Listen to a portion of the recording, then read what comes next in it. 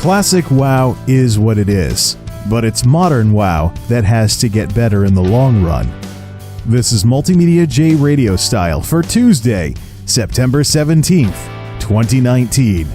Let's start the show. MultimediaJay Radio Style.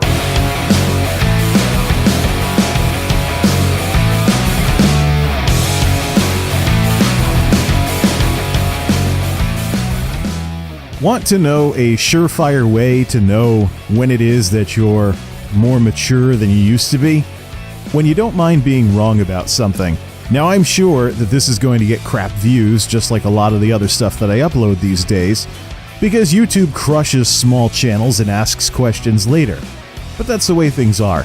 And quite frankly, if my thoughtful, imaginative, original ideas that the talking heads aren't saying go nowhere, well, they'll go to some people, and then we all get to laugh at the masses when we're proven right and the talking heads are proven wrong, and the injustice continues. But that's the way things are on YouTube in 2019.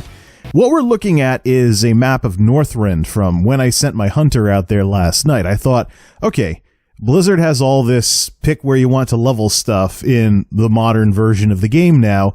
Let's go have some fun. Let's send the hunter with his pets out to Grizzly Hills to hunt bears. And when I just want to level the hunter and not do anything too huge in the game, I'll just load the hunter and go shoot some bears in Grizzly Hills or something like that. I go to Northrend and I get greeted with this little surprise. Oh, whoops, Grizzly Hills is level 63 to 80. So there is still progression through the story in these expansions with the minimum levels required for the various zones in these old expansion areas. I was wrong about something. Cool. This time I actually like when I'm wrong about something, because Blizzard sure made it sound like they were taking what they did in Legion and expanding it to the rest of the world. And if you know what happened in Legion with the Broken Isles, you could go to any of the zones and complete them in any order, and they would scale with you from level 100 to level 110.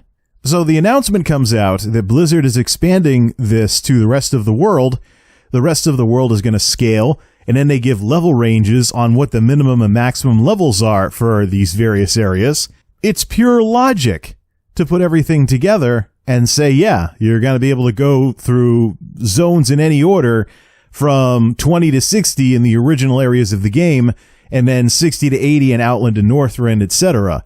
And then you get this little surprise, and you're like, well, actually, I was wondering, how on earth does the story of an expansion like Wrath of the Lich King remain preserved with the progression through the zones in this new world of world scaling?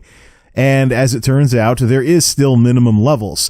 This is actually the way that Blizzard should roll this out to the entire rest of the world for all of their content. Because, yeah, it doesn't make any sense that, for example, a level 1 could go running after the Lich King in Icecrown. There is, of course, the issue with ESO. ESO lets you go anywhere at any time, even if you're level 1 and just starting out. But that's the way things go in other Elder Scrolls games like Morrowind, Oblivion, and Skyrim. It's a feature that is unique to the Elder Scrolls games in general, and ESO, by adopting this, is just becoming more like its offline counterparts. So that's an Elder Scrolls thing. For Blizzard to copy that verbatim would just be cheap. What they're doing here is okay, but what do you do when you want to go back and play through a zone story of a zone that you didn't get around to?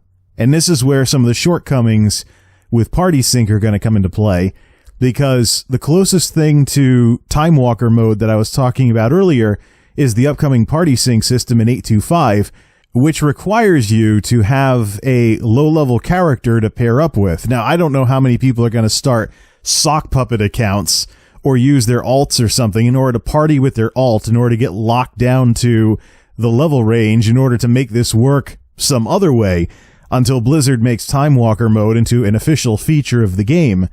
But it'll be very interesting to see how this pans out. But this really speaks to the heart of what I want to talk about today. And that is, some of the back and forth between retail and classic really needs to stop. Because whether we like it or not, The success of World of Warcraft as a franchise is dependent upon the retail version of the game, not Classic. Classic is an archival product. It can't be improved except at the expense of the accuracy of what it's supposed to represent, which is mid-2000s World of Warcraft, the original experience in the original game. If they move away from that, if Blizzard moves away from that, they are basically diluting what Classic is, and they have the tools that they need in order to put the pre-Cataclysm world back into the modern game, as we discussed earlier.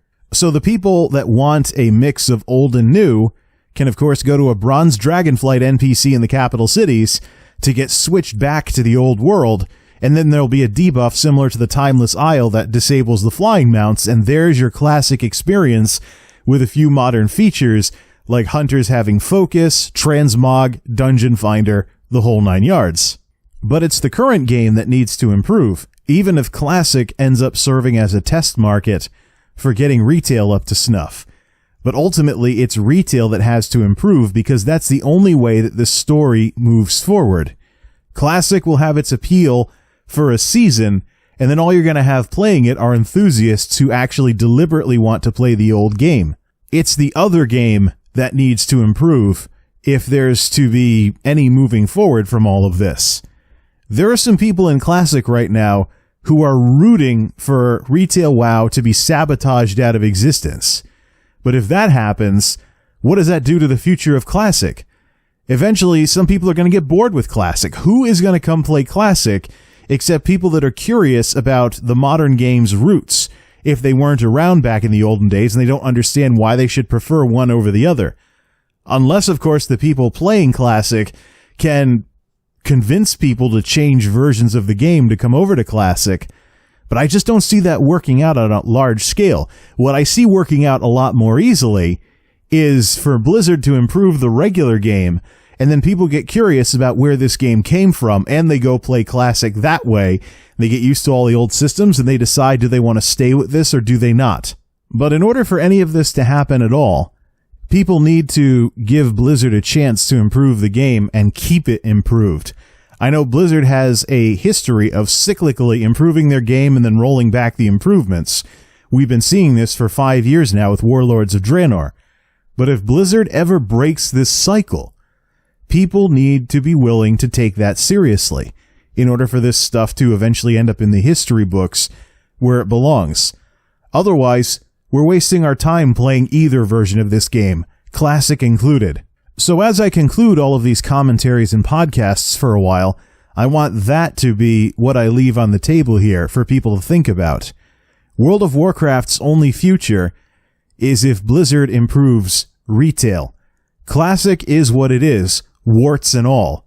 And Blizzard is marketing Classic as an authentic retro experience for this game. Their hands are tied when it comes to responding to certain kinds of complaints about how Classic plays. It's retail that is the future of the game, and the determining factor of whether or not this game even has a future. That's what people need to be rooting for Blizzard to improve, not Classic. There's going to be a lot of people who are upset that I actually have the guts to tell the truth about this matter like this, instead of trying to artfully dodge the issue to avoid offending people. But in some cases, particularly with the WoW players who seem to have this bottomless appetite for manufactured misery and just making problems to complain about and making sure those problems persist, this sort of thing needs to be said, because it's not healthy for the game to be in the state that it's in right now. To see a modern version of the game that's propped up by modern enhancements, such as cross-realm zones, and other things that make the game feel more alive than it actually is. You could be on a low-pop server, but thanks to cross-realm zones, you'll see people running around the various towns and zones and farming mobs and things along those lines. As opposed to, go to the right Classic server, and you'll see just as many people that are actually from your server. This does mean, of course, that if things flip in the other direction, the servers for Classic are going to be super empty, and there's not going to be a thing that Blizzard can do about it.